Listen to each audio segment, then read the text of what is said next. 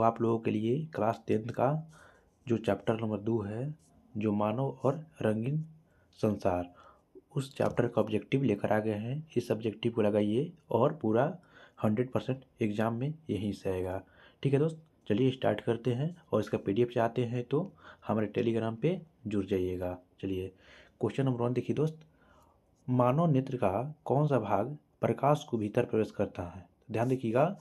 जो देखिए दोस्त, आपको बताते हैं कि हमारा जो ये आँख है, आँख के सामने क्या होता है, आइरिस होता है बाहर, और ये जो लेंस लगा रहता है, ठीक है। तो यहाँ से हमारा जो प्रकाश पास होता है, तो ये जो लेंस रहता है उत्तल लेंस, ये क्या करता है, तो यह प्रकाश को रेटिना पे इमेज बनाता है। ध्यान रखिएगा। तो ये जो प्रकाश को नियंत्रण करता है, इसको हम परितारिका बोलते हैं। क्या बोलते हैं? परितारिका। इसको इंग्लिश में आइरिस बोलते हैं। ठीक है, तो ऑप्शन नंबर बी आंसर हो जाएगा।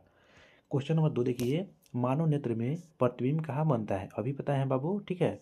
ध्यान रखिएगा, रेटिना में बनता है।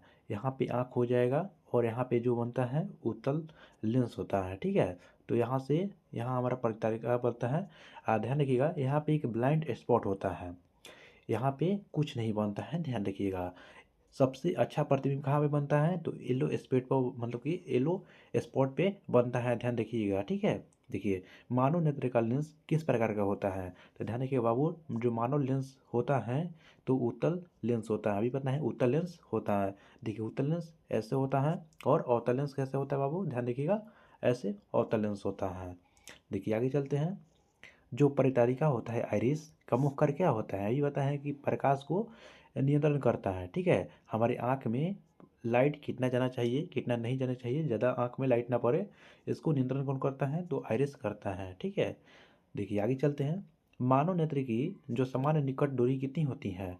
ध्यान रखिए बाबू कि जो मानव दृष्टि में 22 कितना होता है, 25 सेंटीमीटर। यानी आप लोग यहाँ पे बुक रख कर पढ़ रहे हैं तो 25 सेंटीमीटर दूरी होनी चाहिए स्पर्श देखने के लिए। अब बोलेगा कि दूरी कितनी होती है मैक्सिमम, तो मैक्सिमम इन्फिनाइट हो जाता है, अनंत हो जाता है। ठीक है, देखिए आगे चलते हैं। 6 नंबर क्वेश्चन, मानव नेत्र में रंग पहचानने वाली कोशिकाएं कौन सी होती हैं? ध्यान रखिए बाबू, जो मानव नेत्र में रंग पहचानती हैं, कौन पहचानती हैं? तो ऑप्शन नंबर सी हो जाएगा, शंकु कोशिकाएं होती है। क्या क्या कहते हैं इसको? कोन सेल कहते हैं। क्या बाबू? कोन सेल इंग्लिश में बोलते हैं। ठीक है, 7 नंबर देखिए क्वेश्चन, रात्रि में कौन सी कोशिकाएं सहायता करती हैं? बताइए, रात्रि में देखने के लिए, आप मान लीजिए रात्र में देखने के लिए कौन सा कोशिकाएं? तो दंड कोशिकाएं। ठीक है, ऑप्शन नंबर बी हो जाएगा, दंड कोशिकाएं देखने में मदद करती हैं। 8 नंबर क्वेश्चन देखिए, नेत्र की जो समायोजन क्षमता का संबंध किससे होता है? ध्यान रखिएगा बाबू, जो समायोजन जो क्षमता होता है, ऑप्शन नंबर सी हो जाएगा, लेंस। ये कहाँ होता है? तो ध्यान रखिएगा, तो लेंस में मतलब कि समायोजन क्षमता क्या होता है कि दूर की वस्तु के लिए आँख हमारा बड़ा मतलब कि बड़ छोट होता है। ठीक है, तो उसको समायोजन क्षमता कहते हैं। और जो पावर का फॉर्मूला क्या होता है? P=1/v, मतलब एफ होता है। ये भी ध्यान रखिएगा।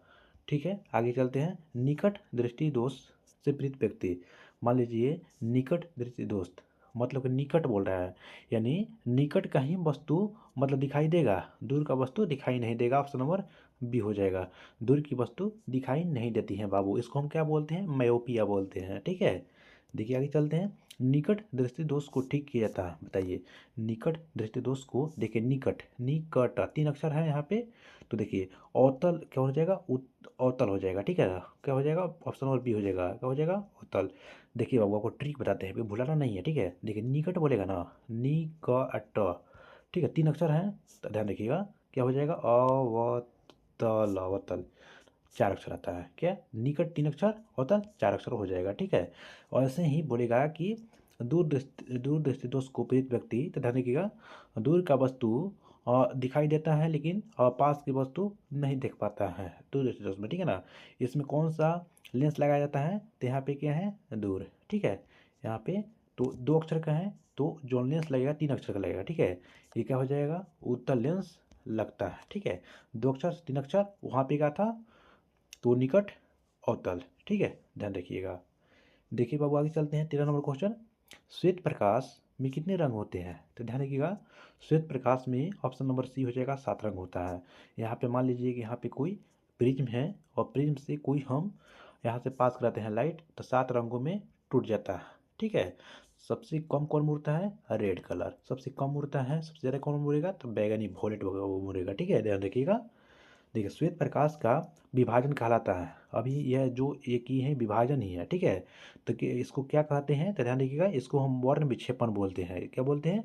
वर्ण विक्षेपण। ठीक है ना, स्कैटरिंग इंग्लिश में बोलते हैं। ठीक है बाबू। देखिए सूर्य का प्रकाश किस प्रकार होता है बताइए? जो सूर्य का प्रकाश होता है किस प्रकार का होता है? तो बहुवर्षीय होता है। ठीक है ना, बहुवर्षीय यानी 7 रंग से मतलब रंग होता है। देखिए वर्ण क्रम में सबसे अधिक विचलन किस रंग का होता है?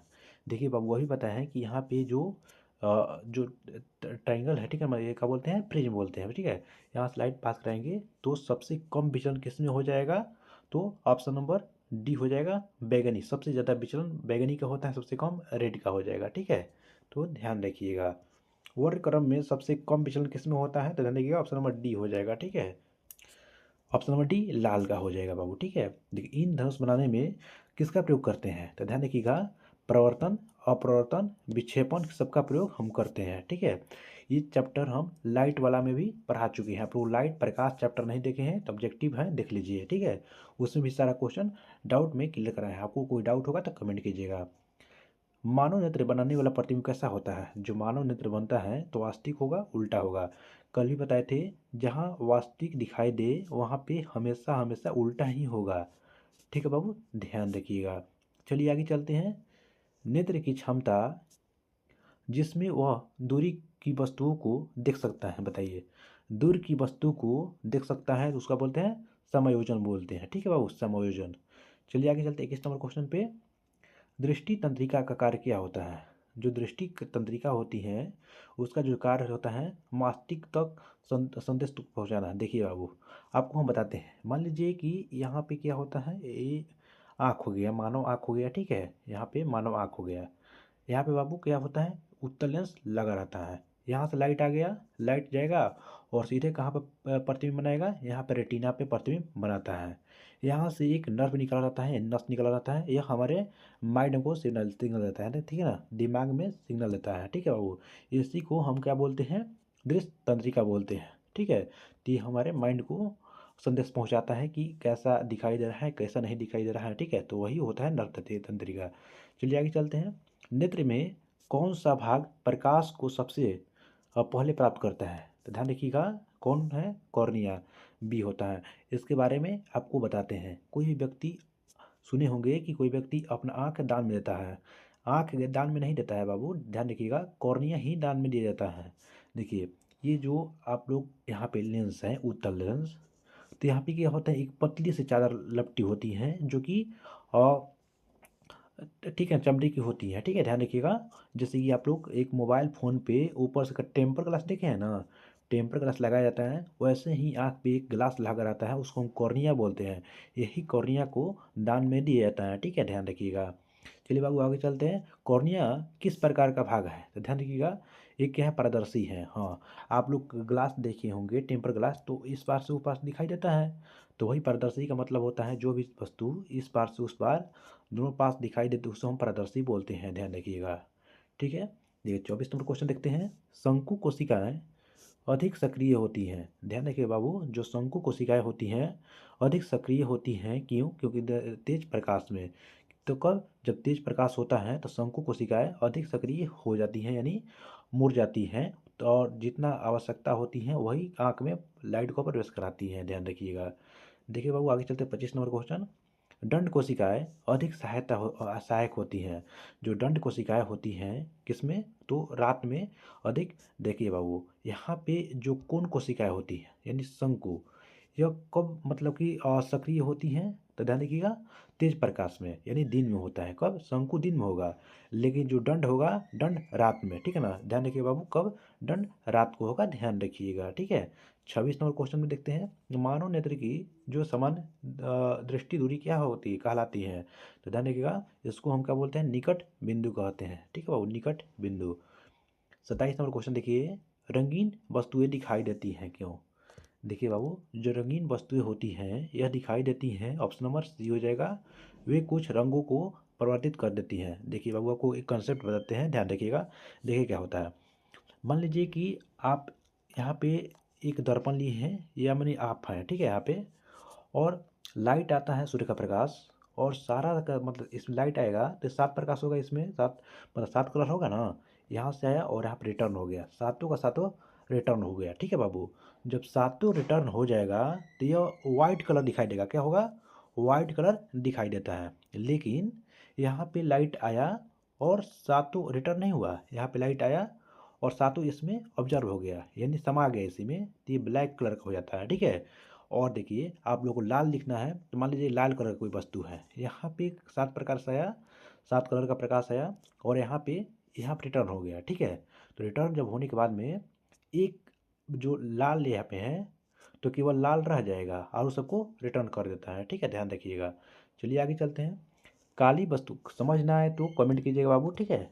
तो काली वस्तु कैसी दिखाई देती हैं, तो ध्यान रखिए, जो काली वस्तु होती है, तो ऑप्शन नंबर बी हो जाएगा, सभी रंग को अवशोषित कर लेती है। नहीं, काली वस्तु पता है कि कोई भी प्रकाश आती है, किरण आती है, तो इसमें सब अपने आप में समा जाती हैं, तो ये क्या हो जाता है, ब्लैक कलर हो जाता है बाबू, ठीक है।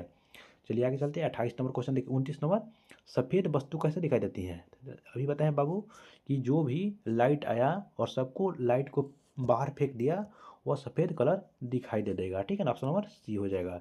सभी रंगों को परिवर्तित कर देती है, यानी रिफ्लेक्ट कर देती है, ठीक है। 30 नंबर क्वेश्चन देखिए, मानव नेत्र का सबसे संवेदनशील भाग कौन सा होता है। देखिए बाबू, जो मानव नेत्र का संवेदनशील जो भाग होता है, ऑप्शन नंबर सी हो जाएगा, रेटिना। रेटिना जो होता है सबसे संवेदनशील होता है भाग। चलिए बाबू, आप लोगों को समझ है और थोड़ा सा भी वीडियो अच्छा लगे और हेल्पफुल लगे तो आप लोग लाइक ज़रूर कीजिएगा, और ऐसे ही वीडियो देखने के लिए हमारे चैनल पे सब्सक्राइब कर लीजिएगा, और हम ट्रिक के साथ पढ़ाते हैं दोस्त, ठीक है। चलिए बाबू, तो मिलते हैं नेक्स्ट वीडियो में, इसका पार्ट 2 लेकर आएंगे और मिसलेनियस कराएंगे, और पूरा आप लोगों का ऑब्जेक्टिव करा देंगे, इसमें पूरे कमेंट करिएगा तो सब्जेक्टिव भी हम करा देंगे। मिलते हैं नेक्स्ट वीडियो में।